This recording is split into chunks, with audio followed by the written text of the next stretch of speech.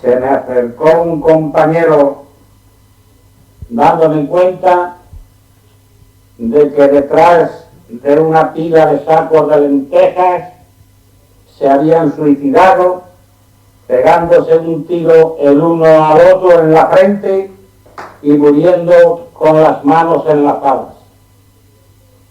Me impresionó mucho aquella noticia. A partir de aquel instante, los espectáculos que se iban dando en el puerto de Alicante eran macabros hasta más no poder. Los suicidios se sucedían continuamente. Algunos se volvieron locos, como uno que estaba en lo alto de un poste de la luz, para ver si desde allí divisaba la llegada de los barcos que esperábamos, y desde aquella altura se tiró al mar.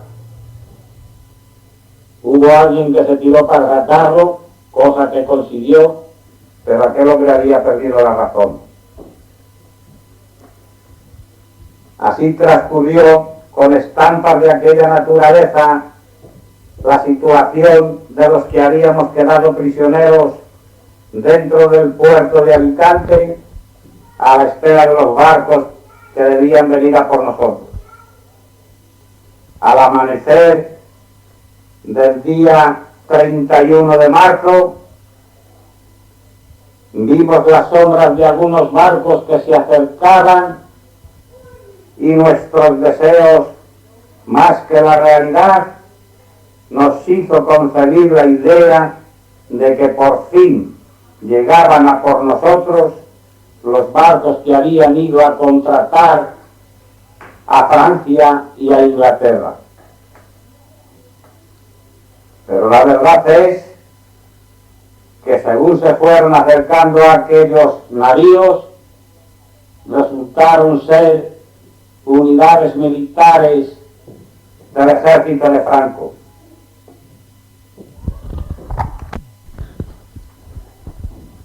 Todos quedamos allí llenos de ansiedad, esperando a ver qué es lo que aquello significaba. A pesar de que llevaban izado el pabellón español, nosotros sabíamos bien que aquellos barcos no habían pertenecido a la flota republicana, pero aún esperábamos la posibilidad de que vinieran siendo del enemigo para sacarnos de allí y evacuarnos. Pero aquel optimismo fue disipado enseguida cuando vimos cómo enfilaban sus baterías hacia la explanada del puerto que ocupábamos nosotros, y por los altavoces se nos ordenaba que fuéramos organizándonos disciplinadamente para evacuar la explanada, y que antes de las 12 de aquel día teníamos que haber salido de ahí todos. Al mismo tiempo, el ejército de tierra que había ocupado aquella plaza comenzó también a darnos órdenes. Debíamos organizarnos en perfecto orden y formar en fila de a dos para ir evacuando la explanada del puerto. Yo me quedé allí hasta los últimos. Quería ver los acontecimientos cómo se desarrollaban allí dentro. Y aproximadamente a las 3 de la tarde, cogido de la mano con Antonio Moreno, un viejo militante del Sindicato de Agua, Gas y Electricidad de Madrid, incorporados en la fila que desde primera hora de la mañana no había cesado de caminar, salimos caminos del campo de los almendros. El campo de los almendros era una explanada que había en lo alto de la ciudad de Alicante, al extremo norte, y en aquella explanada iban concentrando a todo el personal que salía del puerto para ir seleccionándolo. de la misma manera que habían ido incorporándolos al castillo de San Fernando, que estaba también allí en lo alto de la ciudad de Alicante, y de la misma manera que los habían concentrado en el reformatorio de adultos. En aquel justo momento fueron separados los hombres de las mujeres. Mi compañera, con mi hijo de 18 meses, fueron separados de mí como lo habían separado todas las demás de sus respectivos compañeros y esposos. En los cines de Alicante metieron a todas las mujeres y a todos los niños. Nosotros llegamos hasta el campo de los almendros y allí vimos a muchas personas que no habíamos visto en la explanada del puerto. Aquello estaba ya militarmente tomado y habíamos quedado concentrados dentro de aquel campo, convertido accidentalmente en campo de concentración, bajo la custodia de los militares que habían ocupado aquella plaza.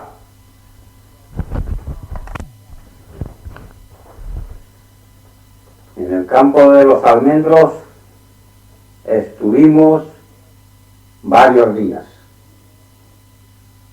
Allí amanecimos el día 31 de marzo, sin que se nos dieran alimentos de ninguna clase por parte de nuestros guardianes.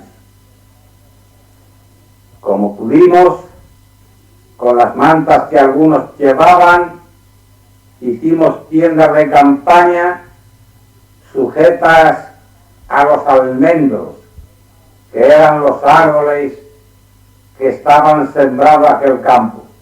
De ahí le venía el nombre del campo de los almendros, que ha pasado trágicamente a la historia de la Guerra Civil Española. En aquel campo, al día siguiente, 1 de abril, leímos un periódico que alguien debió entrar no sé cómo, donde se publicaba el último parte de guerra.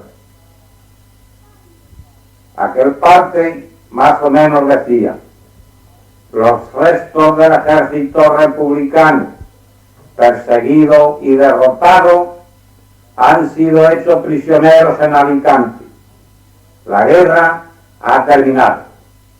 Firmaba el parte, como todos ellos, el general Franco. Dentro de aquel campo ya habíamos concebido la forma de ir defendiéndonos cuando nos llegara el momento, puesto que se empezaba a hablar de una comisión constituida en Alicante, por la cual habían comenzado a desfilar compañeros para depurarlos, como se decía en el argot de los vencedores. Los primeros que habían pasado por aquella comisión habían sido los miembros que constituyeron la Junta de Evacuación del puerto de Alicante. Por ese azar que dije antes, yo me había librado en aquel momento de pasar por aquella depuración. El compañero Enrique García, que me había sustituido generosamente en aquella misión, fue condenado a muerte, aunque después, por intervención de algunos ingenieros de la Unión Eléctrica madrileña, fue conmutado a la pena y condenado a 30 años. La situación dentro de aquel campo era francamente humillante. Al tercer día de estar allí, llegó la primera remesa de suministros de alimentación. Pero aquello consistió en una lata de sardinas de 250 gramos y un panecillo de 500 gramos para 5 personas. Por el megáfono que habían instalado en aquel campo nuestros guardianes, se nos dieron instrucciones de que nos agrupáramos en grupos de 5, designando un delegado cada grupo de estos para todos los efectos de la vida interna del campo. Cuando llegaron aquellos suministros, estos delegados son los que acudieron al barracón donde estaban las fuerzas que custodiaban el campo para hacerse encargo de lo que nos habían llevado para comer. Cuando entramos en aquel campo, los almendros estaban verdes y florecientes. A los pocos días es como si hubiera pasado por allí un rebaño de cabras. No habían quedado nada más que en los troncos de las hojas. Nos habíamos comido todo. También en aquel campo se volvieron a repetir las escenas que mencioné antes, ocurridas en la explanada del puerto.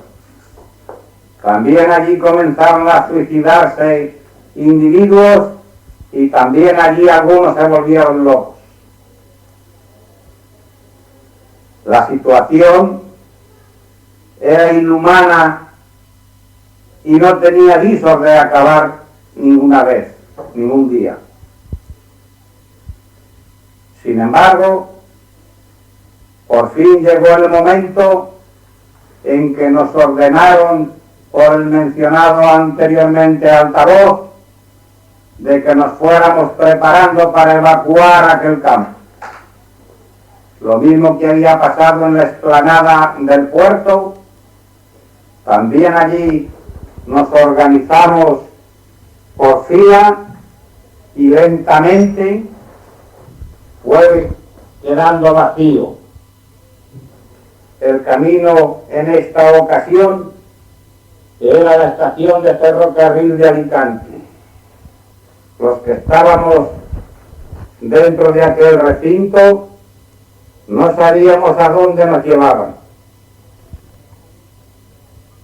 La fila de prisioneros que medía centenares de metros, según iba acercándose a la estación, nos íbamos enterando de cuál era nuestro destino. Recuerdo que al pasar por la ciudad de Alicante, la impresión que nos produjo fue verdaderamente deprimente y a la vez emocionante. La alegría que había tenido aquella capital alicantina había desaparecido por completo. Las calles estaban desiertas, no se veía un alma transitar por ellas. Las puertas de todos los comercios y de las casas estaban cerradas. Cuando llegamos a la estación, no sé cómo ni de qué manera, una viejuca que se nos acercó allí con una gran olla llena de lentejas hervidas, comenzó con una cuchara que llevaba en ella a darnos cucharadas de lentejas.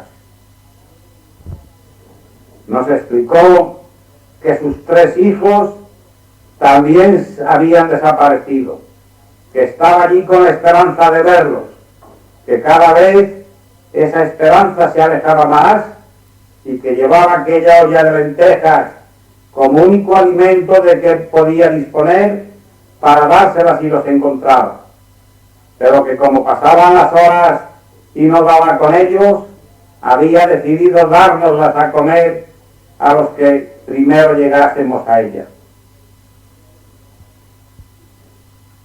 En aquella estación nos fueron metiendo en un tren de mercancías, en vagones igual que los toros o las ovejas, y cuando el vagón estaba lleno, cerraban las puertas y las precintaban.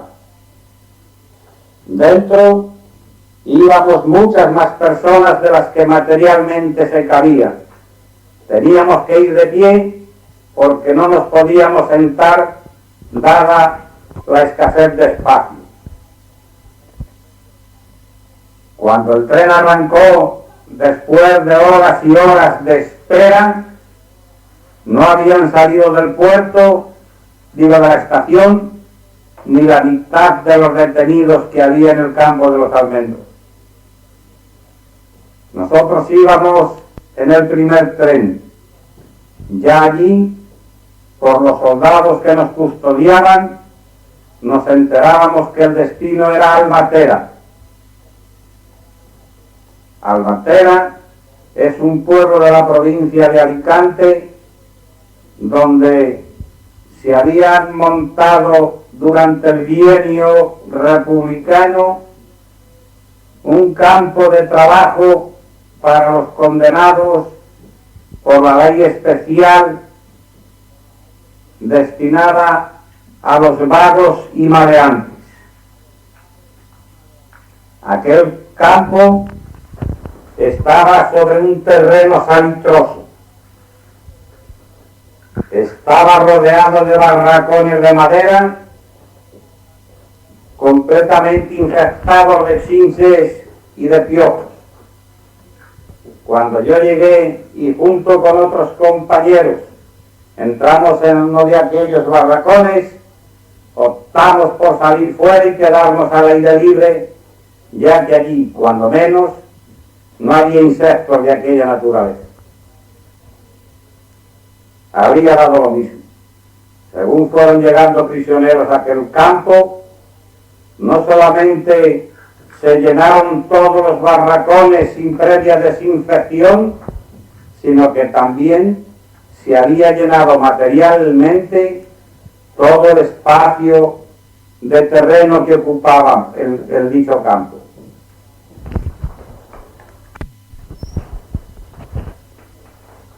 La situación dentro de aquel campo ha sido ya relatada por algunos testigos a través de diferentes publicaciones. Entre ellos, Eduardo de Guzmán, en su libro El año de la victoria. Yo no estuve mucho tiempo en aquel campo. Sin embargo, los pocos días que estuve en él, presencié hechos tan dramáticos como los que se habían dado en el campo de los almendros y en la explanada del puerto de Alicante. Los alimentos seguían siendo los mismos que nos habían dado antes, es decir, una lata de sardinas y un chusco, como se le llamaba a aquel panecillo, para 5 personas. Recuerdo una vez que 2 hermanos, Sócrates Gómez y su hermano, hijos de Gómez Osorio, que fue gobernador civil de Madrid y que lo fusilaron a los primeros tiempos de acabada la guerra, con el fin de que las sardinas y el pan cundieran un poco más, habían logrado de uno de los centinelas que había al otro lado de la alambrada que rodeaba el campo, habían logrado, digo, de aquel centinela, que a cambio de 5 duros de plata les diera un puñado de alfalfa que no le costaba más trabajo que agacharse y cogerla de sus propios pies, ya que había un sembrado de alfalfa alrededor del puerto, del campo. Aquella alfalfa la habían hervido y aquel potaje habían echado las sardinas y el pan que les había tocado de racionamiento. A la hora de comerlo, amargaba aquello como la hiel. Y bienvenido el hermano de Sócrates, se ve que era más tragón o tenía más hambre acumulada, lloraba como un crío al ver que era imposible digerir aquel potaje que habían hecho.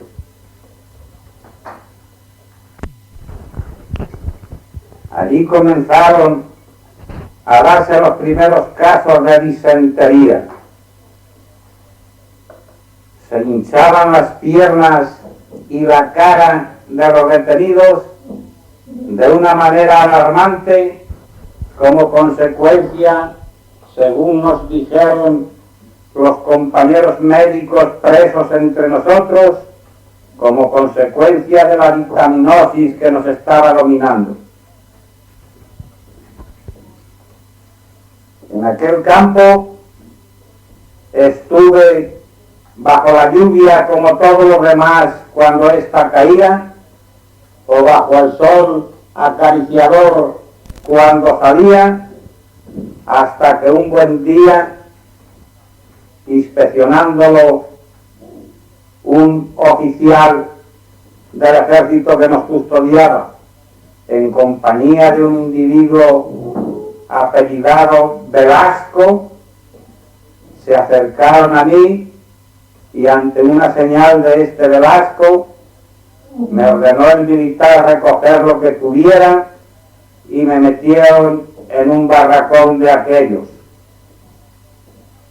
En aquel barracón ya se encontraban unas 30 hombres que al verlos sospeché de que para nada nuevo nos estaban concentrando allí, ya que todos ellos, en el orden militar o en el orden político, eran personas destacadas de los diferentes partidos y organizaciones.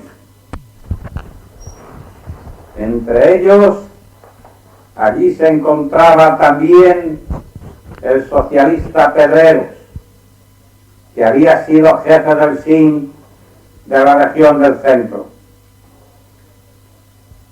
Cuando menos, dentro de aquel barracón, estábamos al amparo de las inclemencias del tiempo.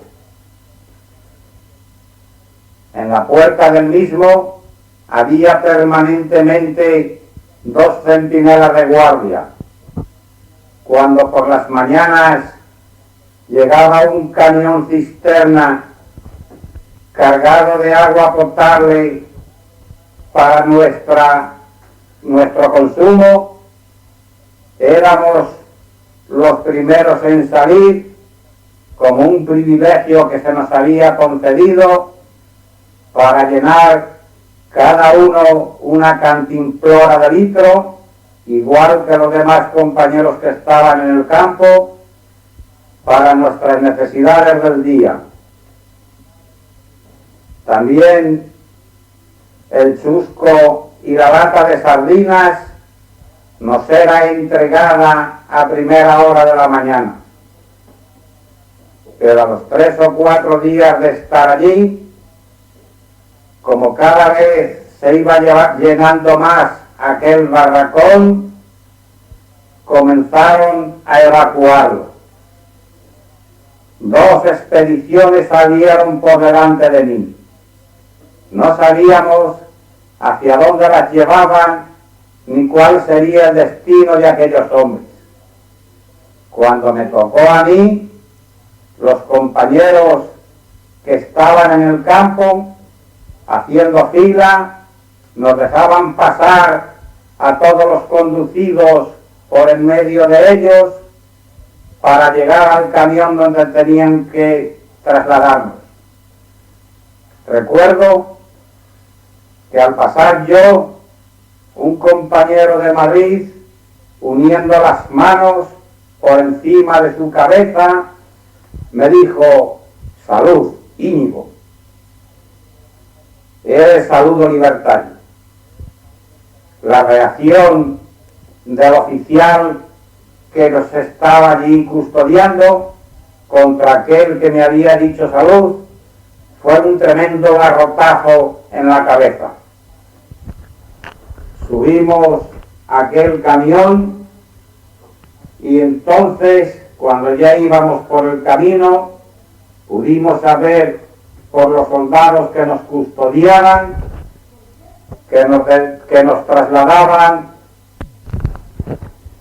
a la prisión de Orihuela. El tal Velasco que antes he mencionado como individuo que me había delatado ante el oficial de guardia y que por tal delación me habían metido al barracón aquel, este individuo me había conocido a mí en Madrid cuando la sublevación comunista, en un momento en que llegué yo a la calle de Serrano, al Comité Regional de Defensa, y le tenían allí detenido. La historia de este individuo es repugnante hasta más no poder. Antes de la guerra pertenecía a la Falange, era de profesión camarero, y cuando estalló la guerra, para salvar la vida, se había incorporado con los comunistas en un batallón de carabineros, con el fin de hacer méritos para poder medrar.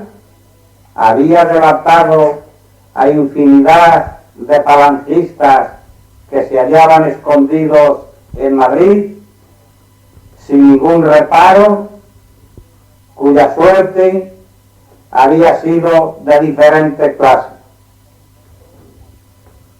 Durante la constitución de la Junta de Defensa de Casado, como comandante de carabineros, mandaba un batallón y en aquella situación, sublevado a las órdenes de los comunistas, frente al Consejo Nacional que presidía el coronel Casado, fue hecho prisionero.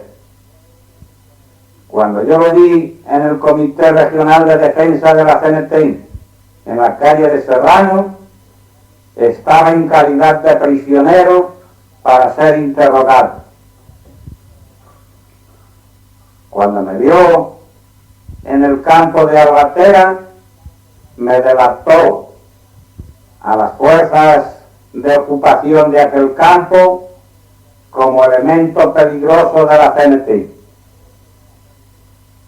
Por esta razón, me sacaron de aquel barracón y me incluyeron en la expedición de los considerados peligrosos para ser trasladado a una cárcel que ofrecía mayor garantía de seguridad que aquel campo.